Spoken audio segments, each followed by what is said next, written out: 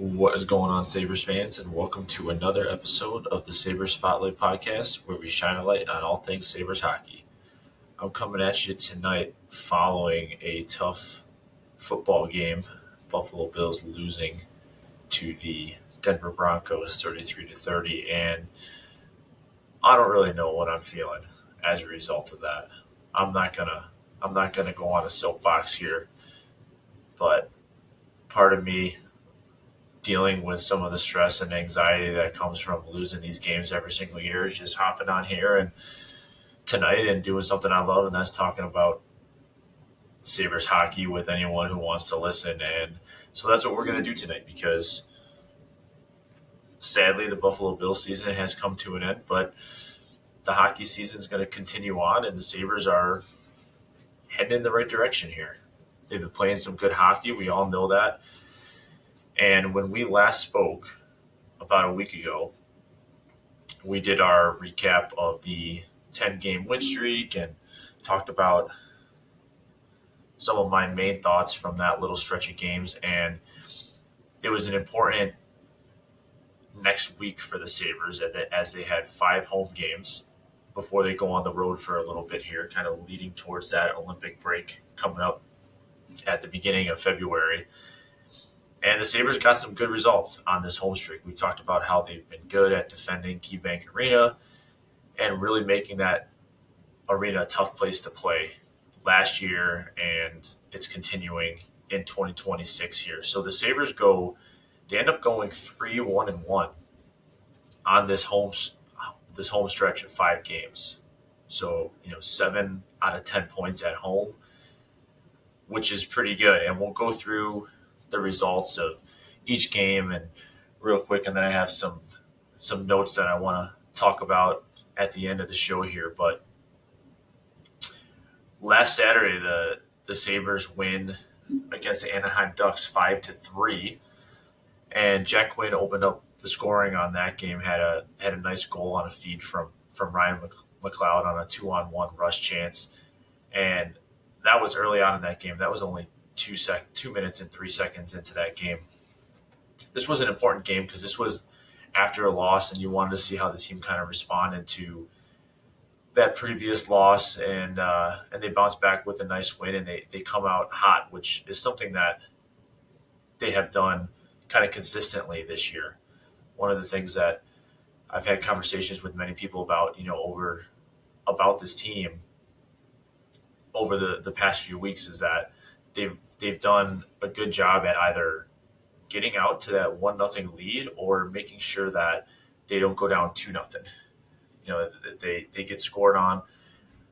They're doing a good job of getting that next goal, which is something that they haven't always been good at in the past. And so it shows the maturity of the team and the way Lindy has them playing, that if we go down 1 goal, that we're either going to strike first, or if we go down 1 goal, we're not going to reel. We're going to stay focused, and we're not going to spiral and get that next goal. And that's something that has helped them out a lot. And we've seen them grow in that area.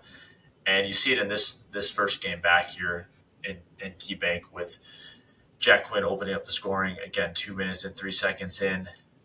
And then the second goal was just insane.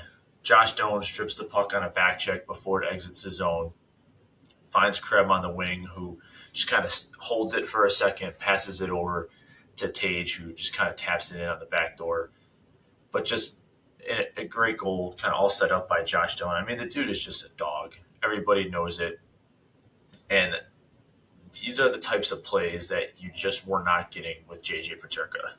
I said this all last year, and anyone who's been listening to the show for a long time knows that I was never a big JJ Peterka fan. It just seemed like he quit on the team at various times, and I saw that trade coming from a mile away. I knew he wasn't going to re-sign with us.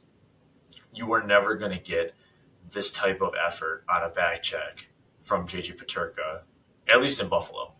I have no idea if he's doing this in Utah. I haven't seen many of Utah's games this year, but I would guess I would be willing to bet you're not getting this type of effort in all phases of the game like you do with Josh Doan. And this was just one of those plays. Lindy praised Doan after the game, and this is the kind of stuff that rubs off on these other guys and that you're seeing. And Thompson's already said he's just like that. Josh Doan is one of his favorite teammates that he's ever played with, and you can see it on the ice. Those two have been playing together for a while now on the same line, and it's just been working wonders. But this goal was awesome, just really really awesome. If you don't remember it, go back and watch the highlight because that was a great goal. We also get goals in this game from Byram. Quinn gets his second goal, and Josh Norris gets the empty net goal to really put things away. This was Byram's 10th goal of the season, and Jack Quinn's second goal was a really nice goal. It was a 3-on-2 or 3-on-1, I believe, and Quinn kind of stops at the top of the face-off circle, just kind of waits for his guys to catch up a little bit, but then he just kind of rips one in the top corner on Lucas Dostal. Goes barred now, just like a quick wrist shot, which was nice. So it's important to see Jack Quinn getting going a little bit here, and a guy who has had his name kind of thrown about as a possible, trade ship, and could be. You never know what Jarmo is going to do, but if he's going to start picking it up a little bit here, that could boost some of his value in the trade market if that's an area that Jarmo and the Sabres are going to explore. If not, if he's scoring goals, of course it's good for the Sabres. We also get a fight in this game from Josh Doan, who dropped the gloves with Ryan Strome late in the third period. Keybank went crazy. And again, another aspect that you're getting from the boys this year, just that don't quit attitude. Power play goes 0 for 2. We're definitely going to have some discussions on that. Penalty kill was 2 for 2 in this game, and it was a strong showing from UPL. He stopped 31 of 34. He had a 912 save percentage in this game. I felt like watching this game that I didn't really put many of the goals on UPL in this game. But again, we had some defensive breakdowns kind of late in the game, which is something that the Sabres have been struggling with a little bit. So again, I mean, technically on Money Puck, they had UPL as like a minus 0.48 goal saved above expected. So a little bit, slightly, worse of a performance than expected, I guess. But I don't really put, too much fault on UPL this game. I thought he had a really strong showing against Anaheim. The second game here in the home stretch was against the Florida Panthers. This was kind of a tough game. I had just a feeling about this game going into it that it just felt like a game that the Sabres might lose, just because you knew they were going to get a desperate Panthers team. I mean, if you look at the standings right now, the Panthers are 7th in the conference, and they're starting to get some guys back. We know they've been banged up. Kachuk is skating, Marchand is skating, so it's a team you always have to watch, and they're not out of it by any stretch of the imagination. You would have loved to get a win against them. It's just a team with a lot of experience and a lot of depth, and I had a bad feeling about it, even though we were at home, just knowing that the Florida Panthers were going to come in desperate and needing to make a statement against the Sabres. And I didn't think the Sabres really played too bad in this game. I just think that Florida, again, played really desperate and just kind of ran into a team that was going to, win more of the puck battles and just give maximum effort because they knew their backs were a little bit against the wall. And again, the Panthers 7th in the conference right now. They got a 564 point percentage. Sabres are at 606, and Sabres have them currently by 4 points with the same amount of games played. So they have a little bit of a cushion on the Florida Panthers, but that is a team that you want to try and distance yourself from as much as possible, because if they do get some of their guys back here shortly, we all know what they can do, and they're capable of going on a run. So a little bit upsetting to not get the win here, but again, I wasn't disappointed with the effort. I thought the Sabres played hard and had good intensity all night. I think they just ran into a little bit of a buzzsaw with the Florida Panthers on this particular night. But as far as a quick game review goes, they were tied at 2 going into the third. Just felt like they just couldn't connect on some of their chances. Effort was strong, but they just didn't have their A game kind of all synced up. And again, I'm kind of crediting that more so to the Panthers playing, really hard in that game. We got goals from Bryson, Jacob Bryson gets a goal, Zach Benson and Alex Tuch. Power play again goes 0 for 2, and the penalty kill is 0 for 1. So special teams kind of costly in this game. You get, Panthers to get a +1 on their special teams, and the Sabres go, -2 on their special teams. Colton Ellis was in net. He stops 28 of 31 for a .903 save percentage. Moving on to the Flyers game. Third game here in the homestand. Again, another important game here. Wanting to bounce back after a loss to the Florida Panthers. Flyers, another team that you're going to be competing with for a potential playoff spot down the stretch here, although they have been sliding back in the standings. The Flyers have, I believe they've lost 5 in a row. Yeah, Flyers have lost 5 in a row. But they're still sitting at 52 points, through 47 games. So they're, 5 points back of the Sabres right now with the same amount of games played. So you're starting to see some things take shape, but it's still a very crowded Atlantic Division, Metropolitan Division, and Eastern Conference as a whole. But a nice bounce back win for the Sabres. Sabres win 5-2. Dahlin scores 2 power play goals. Samuelsson gets his 8th goal of the season. Jack Quinn gets another goal. He gets his goals to 10 on the season at this game, and Ryan McLeod puts it away with the empty net goal. Power play actually went 2 for 6 in this game, and the penalty kill was 4 for 5. UPL was in net. He stops 20 of 22 for a .909 save percentage. I have a note here that Josh Norris gets injured in this game. He gets banged up. So this was a good effort from the Sabres. I felt like it was a little bit back and forth. There was times where the Sabres really controlled the play and were taking it to Philly, and then times where Philly was really controlling a lot of the play and taking it to the Sabres. So it was a little bit back and forth. I think, Philly maybe had a little bit more possession in the offensive zone and created a few more chances, but the Sabres were very efficient on their shots in this game, and getting the 2 power play goals really helps. That's an example right there of when you're playing some of these tight games and the margins are so thin that if you get a couple power play goals and increase that efficiency on a game where it's just a battle back and forth, it makes a big difference. And so that was a nice bounce back win and an important 4-point win for the Sabres against a team that they're going to be competing with for a Metropolitan or for a wild card division or a wild card position on the other side of the Metro division. The big game of the week, and these are the games that we talked about last podcast that were very important this week, this month, all 3 games versus the Montreal Canadiens. So back-to-back nights here. So Colton Ellis gets the Montreal game, and the Sabres win 5-3. I was at this game. This was the 2005-2006 reunion night, and man, this game was so fun.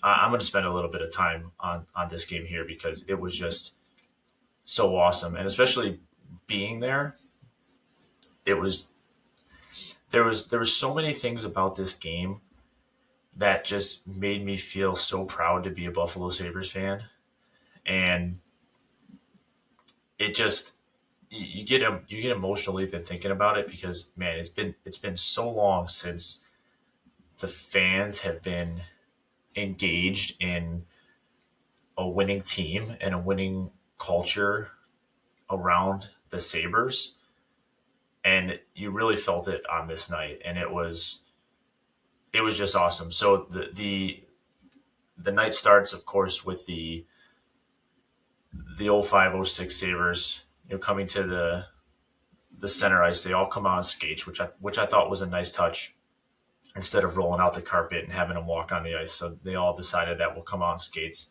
and they introduce them one by one, show a little video that Danny Briere, kind of narrated, which I thought was really cool and really well done. And then the game starts, and they go down right away. I think Cole Caulfield might have scored the first goal And but again, the Sabres do what they do. They bounce back and they tie it 1-1, and then they end up winning the game 5-3. It was really fun because you see anytime you play these games where it's a Canadians game, a Maple Leafs game, you have a large percentage of the fans who are Canadian fans or are Maple Leaf fans, and that's how this was. It was probably 60% Sabres fans and 40% Canadians fans. You have go Habs, go chants breaking out, followed by boos. The Sabres fans drowning them out, and then having their kind of battling "Let's go Buffalo" chants. And it seemed like whenever there was a "Go Habs, go" chant, that the Sabres scored, and when we had a solid "Let's go Buffalo" chant going, that the Canadians scored. That was just something that I noticed, throughout the night. But this was a chippy game throughout the whole game. Jordan Greenway was being physical, playing hard. There was a lot of scrums after pucks. You could tell that this game meant a lot to both sides and that they were really playing hard, knowing that there was a lot on the line in this game. Just some things that I picked up on during this game that really made me again have these thoughts of that the Sabres are back and so are the fans. Tage scores a hat trick. You get USA chants breaking out for Tage Thompson. All the hats go flying on the ice. That was a sweet moment. There was a moment, I can't remember if it was late in the second or in the third, where Zucker went down after blocking a shot. Or no, he got tied up with one of the Habs guys coming through the blue line, and it looked fine. There wasn't anything dirty on this play. They just kind of got tied up, and Zucker's down on the ice, and Dahlin with the stick kind of just gives him a little tap on his backside. A little thing, but just like a thing, a little show of support, from the captain for his buddy who was down. And Zucker ended up being fine. He finished the game, but he was down for a little bit. And just again, these little things I kind of pick up on that just kind of show me that things are changing. Bowen Byram, this guy, loving this guy. He's turned into one of my favorite players, partly because he's playing so good, and I know he has his defensive giveaways in the zone, and it's not perfect. It's not perfect. I know no one is, but he's playing some good hockey. This guy at the end of the game, when they're saluting the fans, banging his stick on center ice, and then tossing his stick in the stands, going down the tunnel. I mean, that was not happening last year. That hasn't been happening for 14 years. I mean, you rewind 2 years ago, and you have the captain of your team, Kyle Iposo, being one of the guys saying, let's not salute the fans because they're booing us." Again, a lot of those boos came because of the black cloud that was Kevin Adams, that was the angst for ownership, and of course, some of the lack of effort on the ice. So things have really, turned around there, and credit to the Sabres organizations, to the org for making those changes. But this wasn't happening, 2 years ago. Byram comes over in the trade, and you're like, oh, I think he likes it here. He's playing decent. He's getting, good time, good minutes. But, now I'm like, this guy, I could just tell he loves it. He got his deal, right? He got his 2 year deal, so he got paid. And I think he's on like a perfect contract right now, especially for how he's performing. He might even outperform that, contract this year. But man, this guy is awesome. The energy he's bringing night in and night out. There's just no one on this team right now. I mean, they all look like they're having a good time. But when I see Byram playing, like, I don't know if there's anyone happier when a goal goes in than Bowen Byram. And he's just an energy guy. He's just a total vibes guy right now, and I love it. And when he was slamming his stick on center ice and then threw it into the stands at the end of the game, I just thought that was so awesome. I remember leaving that game and just thinking to myself, man, this is different. This is so different. There's an energy in the arena. There's a vibe with the team. the press conferences after the game with the team is just like the vibes are just so elite right now. We were leaving and we sat in a suite for this game, and there's kids, young kids, after the game with their shirts off, running up and down the halls on the suite, saying "Let's go Buffalo." It's just there's nothing like when the Sabres are good in Buffalo, and it's just exciting, and it felt like when I was watching games when I was a kid growing up, and the Sabres were really good.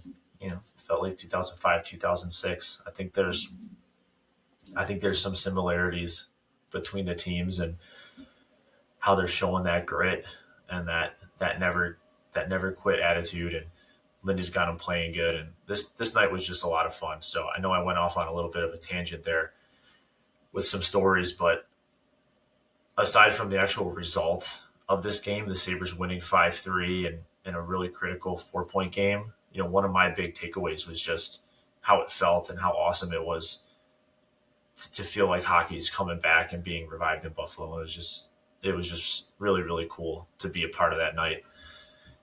And then we got the last game here in the home stretch, the Minnesota Wild and the Buffalo Sabres. And I've been telling you guys, I've been saying it, when the Wild and the Sabres get together, it's always a good game. It's just always a good game. It goes to overtime or there's some late goal on either side. So I knew this one was going to be a great game. And I give the Sabres credit again because they come back from a 3-1 deficit.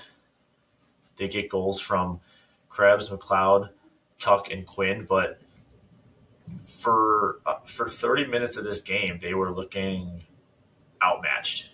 Like Minnesota looked fresher.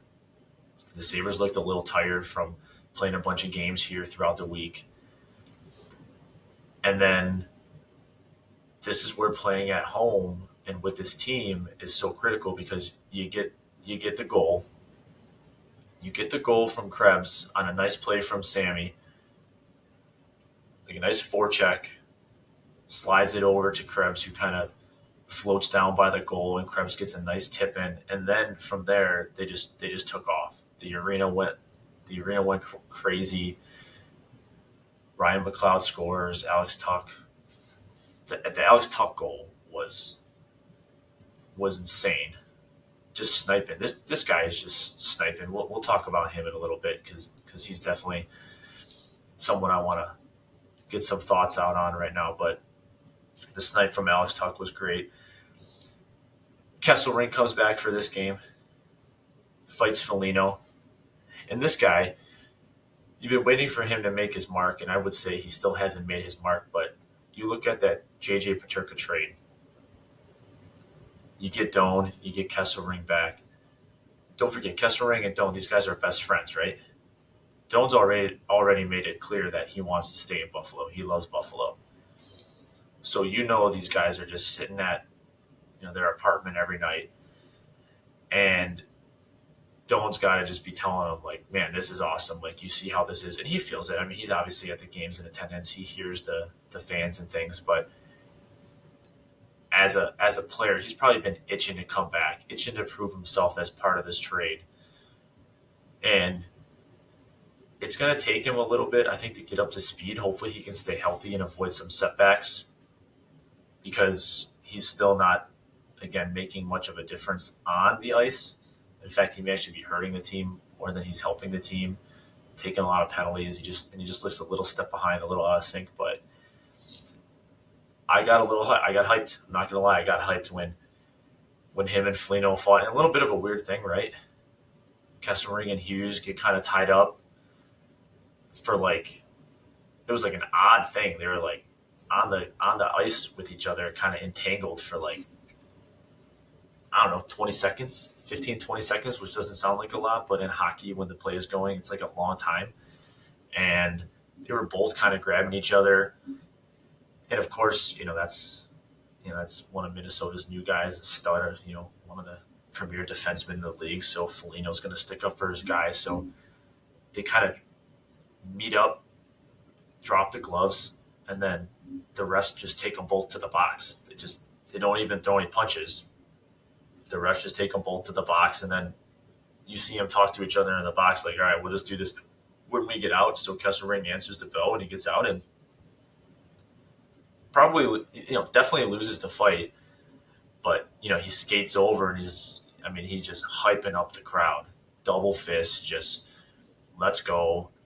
It was a good moment. It was a good moment. So I'm hoping that Kesselring can come back and really provide the team with some solid minutes, and that was just really cool to see that he got, and that was right, a little bit before they were really starting to come back with the goals. But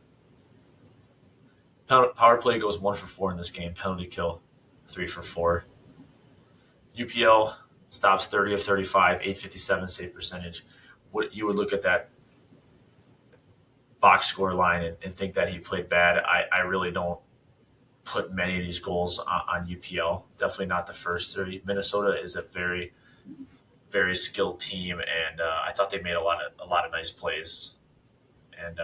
And so again, you can maybe put one of these on UPL, but I thought overall he played pretty good. You knew you were gonna be in for a battle, and I think the Sabres did a good job of at least getting a point in this game, especially coming back from 2 goals. So 3-1-1 over the 5 games here at Key Bank. That's fine. 7 out of 10 points, and if you keep playing like that with the position you're in, 6 out of 10 points, 7 out of 10 points, that's going to be enough to get the job done. So I think on this home stretch, good job by the Sabres, kind of putting the work in and getting good results from these games. And I think it was, all in all, a successful home stretch. And now you find yourself, in 4th place in the Atlantic Division, and just 4 points behind the Canadiens. They got 2 games at hand on the Canadiens. So if you win a couple of games, you're right there with them. You can't assume both wins, but you get 1 out of 2, you're right there. You get 2 out of 2, you're obviously tied. So it's not like 3rd place is unrealistic. And then you look at it, you're 5 points behind Detroit with 2 games in hand for 2nd. Also 5 points behind Tampa. Now Tampa does have a game in hand. I don't think you're going to be, getting 1st place in this division. I think Tampa's good enough to do that. I don't have a ton of faith in Detroit. Detroit's, if you look at their goal differential on the season, they're +3 right now, right? Canadians are +4. Somehow the Boston Bruins are +11. Sabres are +9. Maple Leafs are roaring back. They're +4. So it's still congested. But if you're the Sabres, you got to be saying, I'm closer to the front than I am the back. So it's going to be interesting to see what happens here. You got to be feeling pretty good about your chances to maybe even, catch up to Montreal or catch up to Detroit. Boston's a bit of an enigma. Boston's up 5-2 right now on the Chicago Blackhawks. So the Bruins are going to win again tonight. Again, I'm recording this on Saturday. So that's actually going to move Boston ahead of the Sabres in terms of points. They'll be at 58 points. Sabres will be at 57, but Sabres will still have them on point percentage. But Boston is just, again, one of those teams. I don't know what to think. They're playing good. They got good goaltending. They're scoring, but are they going to continue holding up? They might. They have for this long, so I don't know. I don't know what they're going to do. There's a lot of question marks in this Atlantic Division right now. It could look, in 2-3 weeks' time, this could look totally different. You gotta see what happens over these next few weeks, and how these next couple weeks before the Olympic break will tell us a lot about where these teams are at. After another, fast forward another 7-8 games for all these teams, and let's revisit things. Where are we at that Olympic break, and might have a clearer picture of where things are. And who knows if we're going to get any player movement before then. We've talked about how we might, since it's kind of like a mini deadline, but it's going to be interesting. It's going to be interesting to see how things play out. So Sabres 26, 16 and 5 in the standings, 57 points, 606 save percentage. So we're doing all right. Now, some things I want to talk about real quick before we head out here. We mentioned the Josh Norris injury. That happened against the Flyers. So he's been out for a couple games here. Lindy said day to day, kind of an upper body injury. So we don't know. Is it chest? Is it ribs? Is it that oblique? That was bothering him before. But the subsequent move with Norris being out was Constant Helenius gets called up. I was hoping he would play against Montreal. That's the first game he got called up. He's been healthy scratched these first couple of games, but not bad for him to be on the lineup. And it looks like he's kind of that next guy up, which makes sense. And so at least he's getting some time with the big club, and we'll see if he gets a start here sooner or later. But if Josh Norris is going to be out for a little bit, then he could be someone who, makes his way into the lineup for a game or two. And that's a good opportunity for Sabres fans to get, his eyes on him. I want to talk about this Alex Tuch situation now. This will probably be the last thing we talk about here tonight before we head out. But man, this saga is just very interesting, right? Because at the beginning of this season, I was like, let's get him. Let's sign him. I want him to stay. He's important. He represents a lot more than, just his production on the ice. He's a leader. Team starts slow. And at that time, you're thinking he's not going to re-sign anyways. He wants to see that things have turned around and that it's a positive, environment, a team that's heading in the right direction for him to maybe spend the next 7 or 8 years of his career and his life in this city.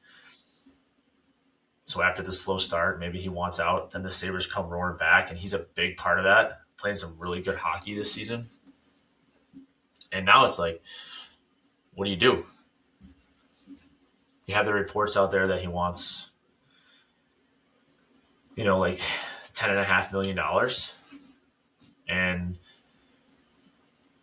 at this moment in time, I think I'm staking my claim that you give it to him. He's a guy who I think he can. I think his game can age well. You have an advantage because this is the last year that you can offer someone 8 years, right? The new CBA kicks in and the 8-year deals are gone. It's going to be going to 7. The cap is going up. So again, contract values are different now than what they will be perceived as over the next year or two as things continue to escalate. So you pay him this money now, and $10.5 million in a couple of years, more like 8.5, more like 9. That's more digestible. Now you might have some other guys to pay, and you're gonna have to figure out, but you do it as you go. You pull a golden knight, and you figure it out as you go, right? But I think I'm officially staking my claim, and you got to get him locked up. Again, I think his game can age well. The things that he does well right now, I think he has at least another few years, 3 to 4 years of playing like that in his prime. As far as his game is very much built on speed and agility. Quick defensive plays. Quick passes. He's got a nice wrist shot. To me, though, as he gets older and some of that starts to go away, he's heady enough where he can evolve his game. He's a high hockey IQ player, and I just don't really see a ton of risk in when he gets older and is maybe a little bit more limited that he can't still produce, especially if he's surrounded by young talent. I mean, how Ryan O'Reilly is still out there producing at 34 years old. There's guys around the league who do it for a while. Stamkos, these guys, like Tuch's ability to read plays and anticipate plays is something that I believe when his speed declines and his quickness declines, he can bridge that gap with his headiness and things, where he can extend that a couple more years. So I'm really not too worried about much here, to be honest. The contract, if he's not going to budge off the 10.5 again, that's gonna be more digestible in a few years when the cap goes up. And again, I think his game can age appropriately and be okay. And that's something that is a challenge for every player and is a risk for every player. And if things need to be adjusted in the future, then you can do that. But as far as Alex Tuch goes, man, he's having a hell of a year. He's shown consistently now for the last 4 or 5 years that he is a point producer in this league. He is a true hockey player, and I want to get him signed. So if I'm Jarmo Kekalainen, that's something that I'm prioritizing. Not to mention, I think that would be a big boost for this team. If you're on a run, you're making the playoffs, you announce that you just signed Alex Tuch to a long extension. That's going to feel good for the boys. That's going to contribute to the vibes even more. Give yourself a little bit more of a positive, shift towards the end of the season and making this playoff push. And then on top of that, if you make some moves, if Jarmo makes a move or two before the deadline, it's going to have the boys playing really good and really believing. And that's, that remains of his team, but we'll see. So with that, I think we'll finish there tonight. I'm glad I hopped on here for a little bit of Sabres Spotlight. Like I said, a nice release of some positive thoughts and some positive talk on the Sabres after a tough Bills loss here. But we're talking Sabres hockey. We're in a playoff push here. We got a couple weeks left before the break for the Olympics, which I'm excited for, and we'll be definitely watching a ton of that.